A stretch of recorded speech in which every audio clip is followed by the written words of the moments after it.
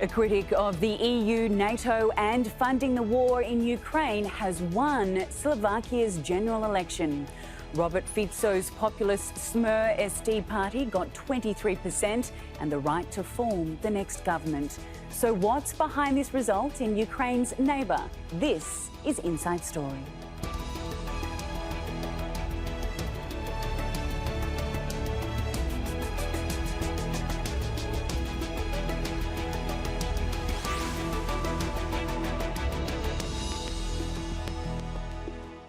Hello and welcome to the program. I'm Emily Angwin. Slovakia's former leftist Prime Minister Robert Fico has won Saturday's parliamentary election. He stood on a platform critical of the EU, NATO and funding the war in Ukraine. His party won nearly a quarter of the vote and a chance to form the next government. If he succeeds, it could mean big changes for the nation's foreign policy. Since Russia launched its war last year, NATO member Slovakia has supported Ukraine, supplying weapons and welcoming refugees. But is that about to change? We'll put that to our guests shortly. First, this report from Kulsum Sharif.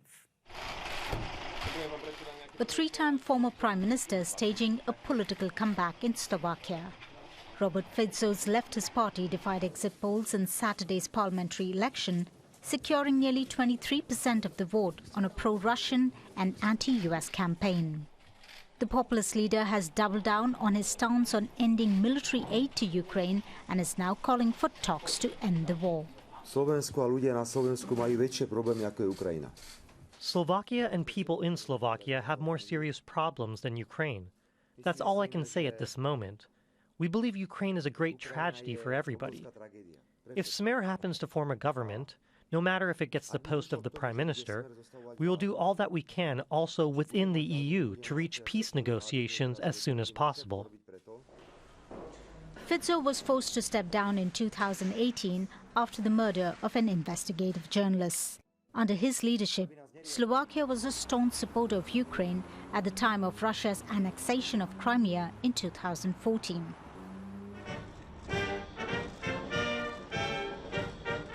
The current government has also backed Kyiv after the Russian invasion last year. It's donated arms and opened its borders to Ukrainian refugees. But voters have now supported a party that's promised to focus on domestic issues like the energy crisis and rising cost of living. Kyiv has little choice but to accept a seemingly changing reality. We respect the choice of the Slovak people, but it is too early to say how the election result will affect Slovakia's position. We need to wait for the formation of the coalition, and then, looking at the composition of this coalition, we can draw the first conclusions. Slovakia became an independent state in 1993 after the breakup of Czechoslovakia.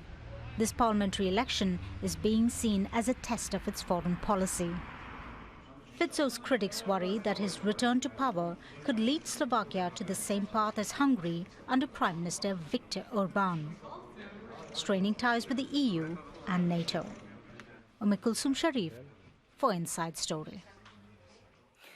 Let's take a quick look at where Slovakia is located. The former Soviet bloc communist nation is now a member of both the EU and NATO.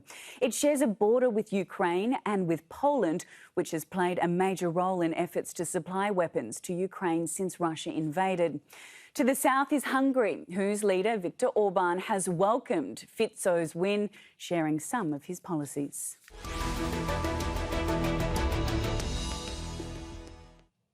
Let's bring in our guests now. In Bratislava is Alena Kudzko, the Vice President of Policy and Programming of GLOBSEC, a public policy think tank. In Berlin, Ben Aris, founder and editor-in-chief of BNE Intelli-News. He's also the former Moscow bureau chief for the Daily Telegraph.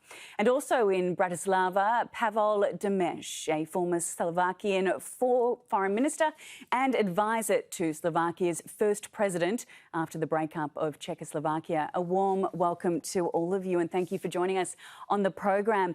Before we look at the broader geopolitical implications of this election, I want to first get your take, Pavol, on the results. Were you surprised by Fico's win, albeit he does need to form a coalition still? But what does that say about voters in Slovakia? It was very tight election and one of those extremely important ones because they were deciding about policy both at home and also foreign policy of Slovakia. Until last moment, it was not clear whether he is going to win or now second progressive party, which happened to be the second. All international community got quite interested in this because in this period of turbulences in EU, unity of NATO, two groupings of which Slovakia is member of since 2004, show that there may be some crack again, similar to Hungary, which was already mentioned. But I think that today's announcement by Robert Fico, winner of this election, shows that he claimed that there will be no change in foreign policy of Slovakia. EU and NATO membership will be reality. But since his language and was rather inflammatory during election campaign, which helped him to come back for fourth time as prime minister, caused all of these worries. In conclusion, I would say that unlike Hungary, where Viktor Orbán is very strong politician who has majority, Robert Fico doesn't have majority, strong majority. He will have to create coalition comprising of at least three parties, and his second potential strong candidate, former Prime Minister Pellegrini, yesterday very clearly stated that he will join coalition only under circumstance that Slovakia's position vis-à-vis EU and NATO will not be changed. So I don't think that comparison with Hungary is accurate one, and we will see how rhetorics, pre-election rhetorics, will be changed during government formation process, which started today when President Zuzana Čaputová asked Robert Fico to come out with his proposal for 75 plus members, because Slovakia has parliament, one-chamber parliament consisting of 150 deputies. Yes, I want to get onto the coalition before we look more closely into the role of Slovakia's neighbours. Alena, the shape of this next government and its policy towards Ukraine are really dependent on the makeup of that coalition that is formed. How do you see that playing out? As Pavol mentioned, Robert Fico has the first opportunity to form the government as the winner of the elections. He has a couple options on his table. Most likely, he will be able to form a coalition of three parties. The third largest party, led by Peter Pellegrini, the Glass Party, will be decisive, and the votes will be indispensable. But they will also need a third partner. That could be either Slovak Nationalist Party, which is in its orientation is more pro-Russian and will be pushing more in this direction. But they also have an option to include the Christian Democratic Party, which Peter Pellegrini prefers, which is more pro-European and more moderate. Ben, one analyst in Bratislava, Dominika Hadju, said that for most voters, it wasn't primarily about Ukraine in this election. It was more about values, conservatism and liberalism, and bread and butter issues like food and fuel prices. Do you share that view? Yes, absolutely. Looking at the whole of Central Europe, there's a sort of values fault line that runs down the middle of it. And to the left in Western Europe, we have this sort of liberal European values, promotion of equality, gender rights, LGBT rights. Whereas if you go to the right into what was Eastern Europe, then it's much more based on sort of Christian, conservative, orthodox family values. And there's a sort of basic clash there between the two. Moreover, Fico in the elections, I mean, he was campaigning on these sort of things, that the accession countries, the new countries in Central Europe, they're not as on board with the whole EU project, the values part of it, as we are here in the West. Also the basic cost of living, the rising inflation, food prices, energy prices, and these things are starting to hit the people in the pocket. And after a year and a half of this war, they're starting to get a bit tired of that. So there's a certain fatigue going on within society. Pavol, Kremlin spokesman Dmitry Peskov is forecasting war fatigue, as Ben has just said, war fatigue in the West, growing and increasingly splitting opinion. Does he have a point? I mean, we're looking at billions of dollars in military aid, which has been provided by the West over the past 19 months. Definitely, Ukraine war played important role in these elections, but as was said before, there were much more. These value-driven campaign and conservative versus liberal and so on and so forth were playing very important role. But Robert Fico was accusing United States that it, together with Russia, basically, that this was clash between US and Russia on territory of Ukraine, A, B, that he was strongly against sanctions against Russia imposed by EU, NATO.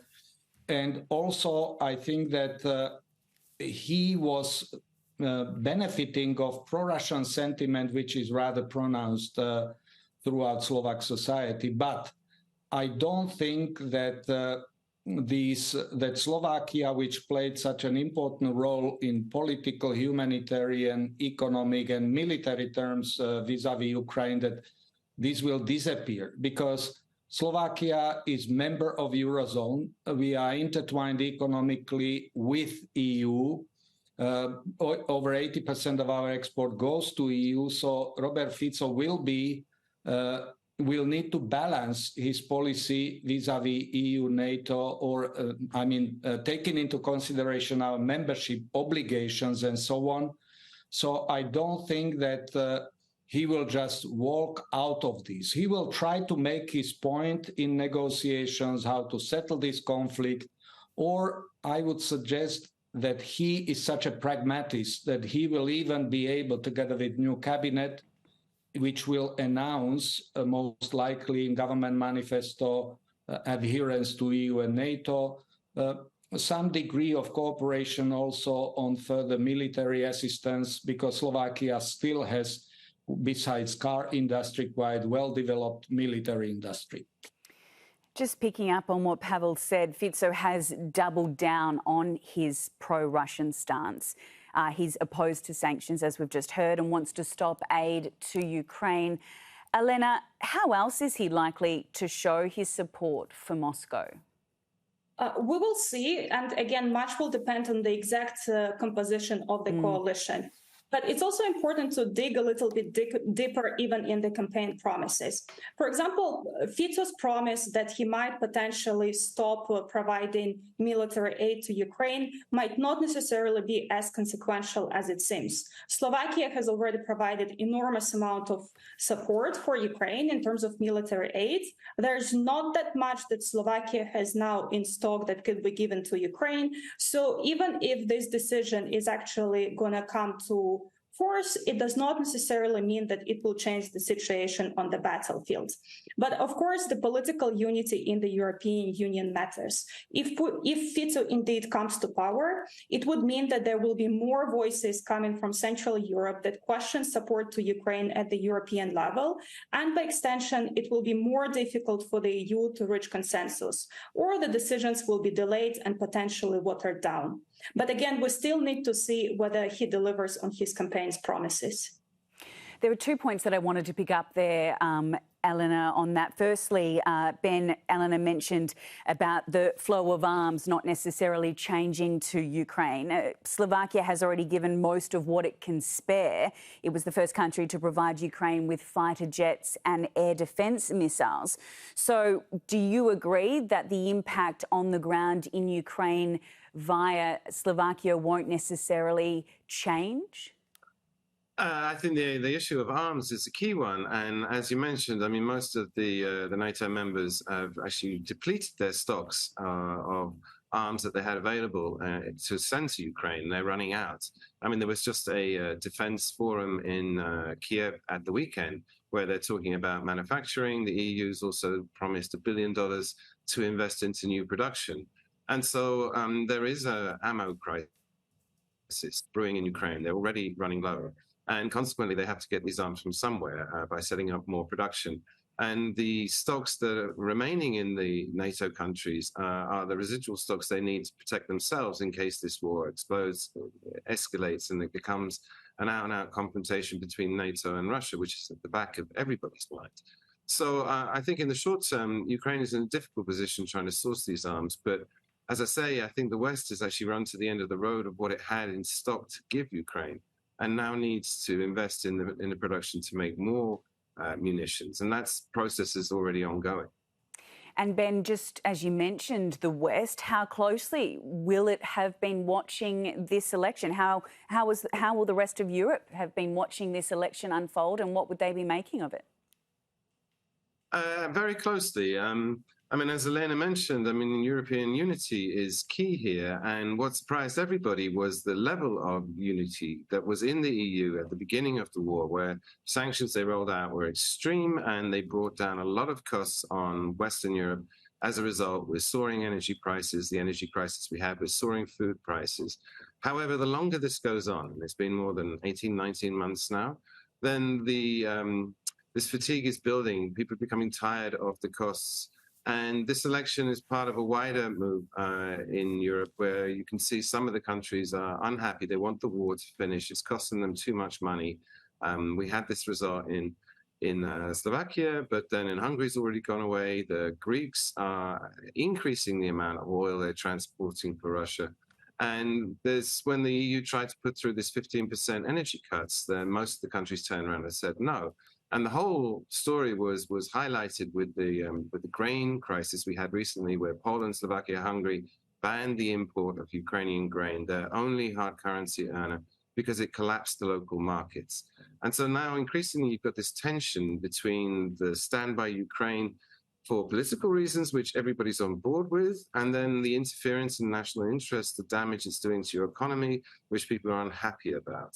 And I think that's Putin's game. He's going to spin this war out for as long as it takes to wait for that unity to crumble. And we've seen a few cracks. I mean, that's what this election result means. It's another crack in the unity, but it's not broken yet. It hasn't broken yet, but it's a worrying sign.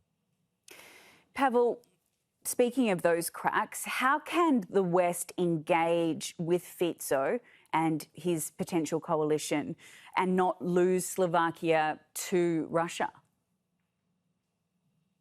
Yeah, 2 points before I answer this question. Slovak Minister of Defense in caretaker government was in Kiev during weekend, during this meeting of building new industry for military purposes, which was in Kiev.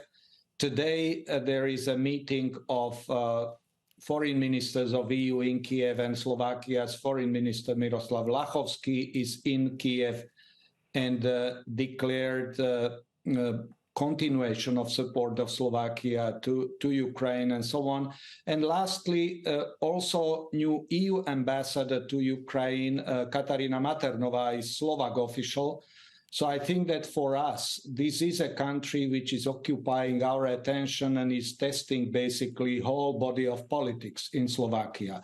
I believe that there are 2 points which are going to show seriousness of Slovakia as a member of EU NATO and as a reliable NATO member and provider of assistance to Ukraine. And it will be a coalition creation and what will be in government manifesto.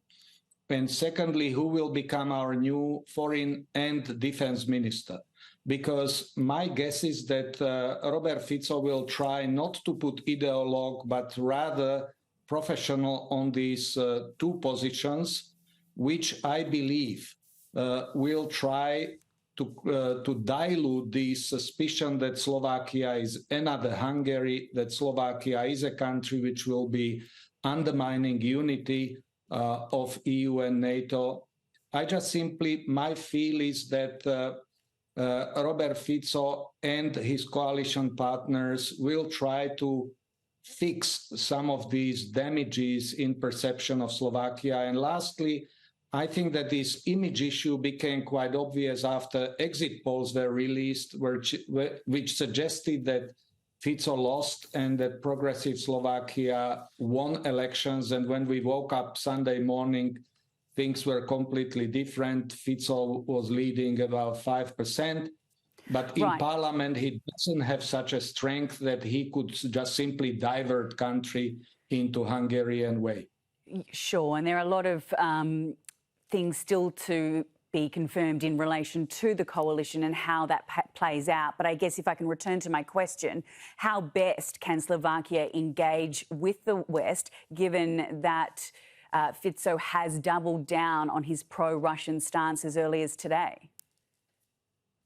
I think that one can expect that Robert Fico will try to prove that Slovakia will continue to be partner of EU and NATO.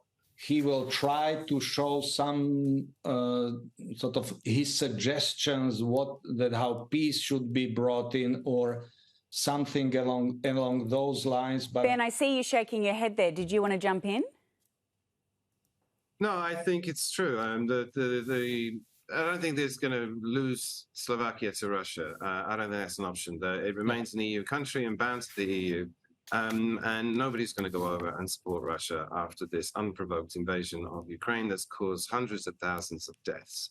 However, there is a subtle game here of how we exit, where are the off-ramps. And that's still not clear because the positions between Ukraine and Russia are so far apart that they can't even begin to start talking. And so we're stuck in this stalemate. And the fighting on the ground is also ground to a stalemate. And it's the worst possible of all scenarios. And for the European politicians, I think everybody's looking for an off-ramp, some sort.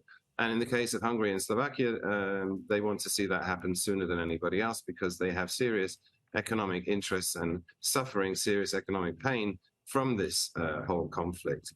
But we're at loggerheads here. I don't see there's anything we can do. And as I say, for a European country, a European Union member to be captured by Russia is inconceivable at this point.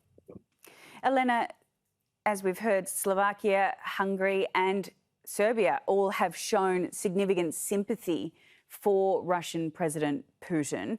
Could Poland and its upcoming election be next? Could we see the influence there? Poland is a very different country. And we can also compare them by looking at the public opinions before the war, but also during the war. In Poland, support and sympathy towards Russia was very low historically, which is a different case in Slovakia, where between 30, 40, or sometimes 50% of Slovaks would say that they consider still Russia as an important and strategic partner for the country, with whom in the future they would like to have good relations. In Poland, the situation is very different. Of course, there are parts of Polish society who are equally tired of the war and who want to pressure their politicians to pay more attention to their kitchen table issues at home, but it does not necessarily mean that the Polish foreign policy will change. But for a second, I also want to go back to Slovakia and emphasize again the important point that Pavol was making about ability of Robert Fico to make compromises when he needs them. He already was prime minister for 3 times before, and during his previous terms, we saw that he managed very skillfully to both be friends with Russia, maintain very good relations with Russia, and at the same time be a constructive partner at the EU level as well. For example, he supported sanctions against Russia. So chances are he can be pragmatic again. And by the way, Slovakia has a lot to gain by being friends with Ukraine and by having good relations with Ukraine. Slovakia definitely wants to be part of the reconstruction of Ukraine. It will benefit significantly from a stronger economy in the region, from stronger logistical ties. But even if we go back to the issue of military supplies, there is a level of pragmatism there as well. What Robert Fico said is that he is going to stop military supplies to Ukraine, probably meaning the ones that are paid from the Slovak budget. But there is very strong military industry in Slovakia who is manufacturing weapons for Ukraine, which are paid by external partners. So I think this pragmatism will also be applied in these cases, and such type of contracts will be able to continue. I guess it also comes down to this idea of an open-ended commitment. You know, as we've mentioned, it's been 19 months since this war has been going on. We've already seen France and other major European countries opposed to that idea of an open-ended commitment. So, I mean, what are you forecasting in terms of the next coming 6 months, 12 months? Ben, I'll direct that question to you and then I'll ask Pavol. The war will continue. We're just coming up to the end of the summer, and I think both sides have made it clear that they're going to continue fighting in the winter, which is extremely cold and will be difficult conditions. The prospects of any kind of ceasefire, I mean, the start of the heating season would be a natural point to reassess. The reports coming out of Ukraine about the progress of the counteroffensive that was much hyped have been very disappointing. Practically no territory has changed hands at all. We're talking about villages along the line of contact. And there's no prospect for any kind of breakthrough, which is what the counteroffensive was hoping for, was a repeat of the spectacular success of the Kharkiv offensive last September, where Ukraine broke through the lines and ran amok and retook hundreds of kilometers of territory. And this time they've taken back nothing. And so at the same time, both sides just put through their budgets for next year and have massively increased military spending. Putin's clearly in this for the long haul. And the analysts I talked to said that Putin, the Kremlin, won't even think about starting any kind of ceasefire talks until the results of the US presidential election are in next November, because there is a possibility of big change there. Again, the fatigue in the US is very clear. They just took out the Ukraine support from the budget bill that just went through yesterday. And that's his game. I mean, he's hoping for the unity to crumble. But he does want the war to end. This is costing Russia's economy a huge amount as well. And they want to end the war. They want to end the sanctions regime. But my prediction is that we have at least another year of fighting. And Pavol, just quickly, we've only got a minute of the program to go. How do you think the people of Slovakia will be assessing what's happened in terms of their parliamentary elections and going forward? I think that we need to expect continuation of Slovakia's membership in EU. I mean, of feeling both of politicians and people that we are, in good or bad, members of EU and NATO, and we need to do everything to overcome some of the cracks, disbeliefs, and help Ukraine to win this bloody war. And I believe that what Ben was mentioning, these Russians are expecting that America may change politics after war, after elections, because Donald Trump would fix things within 24 hours and he's still a very hot candidate. So let's keep fingers crossed that the US will be leading whole NATO and we in EU will be united, confronting this war and other big challenges which are ahead of us. Well, we've run out of time. We've certainly covered a lot of ground this afternoon. We appreciate your insights. Thank you to all of our guests, Alena Kudzko, Ben Aris and Pavol Demes. And thank you too for watching. You can see the program anytime by visiting our website, aljazeera.com. And for further discussion, go to our Facebook page. That's facebook.com/AJ Inside Story. You can also join the conversation on X, formerly known as Twitter. Our handle is AJ Inside Story. From me, Emily Angwin, and the entire team here in Doha. Bye for now.